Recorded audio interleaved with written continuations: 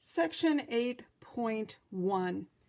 We are now going to work on developing algebraic methods for solving quadratic equations. Let's consider x squared equals 121. The number 121 has two square roots. It has 11 and negative 11, the solutions of the equation. So square roots provide quick solutions for equations of the form x squared is equal to k, where when we take the square root of each side, and we're the one actively taking the square root, the principle of square roots says that the solution will be the positive version and the negative version, which we can write as plus or minus, and in this case, square root of 121 is 11. We can separate this into x is equal to 11 or x is equal to negative 11 using the principles of square roots. In this next problem, it's not quite of that generic form of something squared equal to a number, but if we solve for the variable by adding 4 to both sides, leaving us with 3x squared is equal to 4. Furthermore, dividing both sides by 3 leaves us with x squared is equal to 4/3. We now can use the principle of square roots, taking the square root of each side. Square root of x squared is x. It will equal the positive version for the square root of 4/3, as well as the negative version of the square root of 4/3. Simplifying our solution here, we can take the square root of the numerator, which is 2, over the square root of the denominator, likewise on the other one, and while we're at it, rationalizing the denominator by multiplying top and bottom by the square root of 3, our best form of our answer would be a positive 2 square root of 3 over square root of 3 times square root of 3 is 3, and of course this term also would simplify into the negative version of that, 2 times the square root of 3 over 3.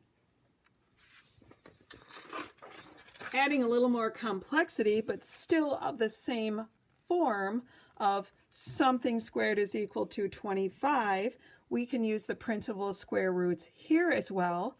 The square root of this quantity, as well as on the right, will give us the radicand, x minus 5, and it will equal the positive root of 25 and the negative root of 25, which in this case is 5. Separating these then, we have x minus 5 is equal to 5, or x minus 5 equals negative 5.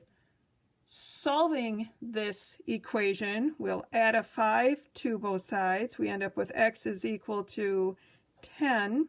Solving here, adding a 5 to both sides, we end up with x is equal to 0. So our solution for this problem is 10 or 0, and we can plug that in to verify that it does work.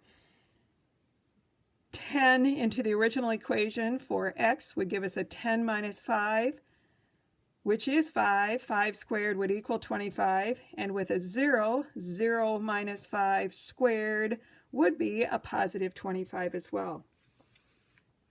In this next problem, it looks a lot similar to the last one. The principles of square roots apply whether it's the real number system or the complex number system.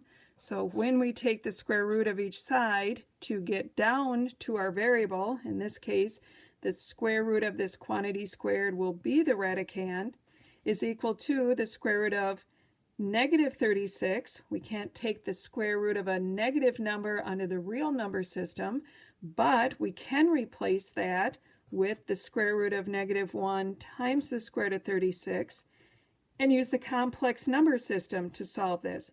We will get both versions, positive and negative, and putting our real number first, square root of 36 would be 6, followed by the square root of negative 1, which we'll replace with an I. So our solutions will be x plus 1 is equal to a positive 6i, or x plus 1 will equal a negative 6i. Simplifying for the variable, subtracting a 1 from each side. It's not similar with the complex pure imaginary term here, so we'll end up with -1 plus 6i, the complex number, subtracting a 1 again. For our other solution, these are not similar terms. We have a second complex solution for this equation. It's nice when the problems are already as perfect squares, but if they don't, and you do recognize it as a perfect square, factoring on the left-hand side, this first term is a perfect square, the square root of x. In this trinomial, the last term is a perfect square, and the test for a perfect square trinomial is to multiply the square root of the first and the last term, double it, and see if that is equivalent to the middle term. So we can in fact factor this into an x with a 1 on our first term and our second term. Both same signs are the same, both are positive. So this polynomial is equivalent to the binomial x plus 1 squared, which we can replace because of its equivalence to the original trinomial, is equal to 100. Now we're set to use the principles of square root. Taking the square root of each side, we'll end up with the radicand, x plus 1, the square root of something squared is that something, is equal to the positive negative square root of 100, which is 10.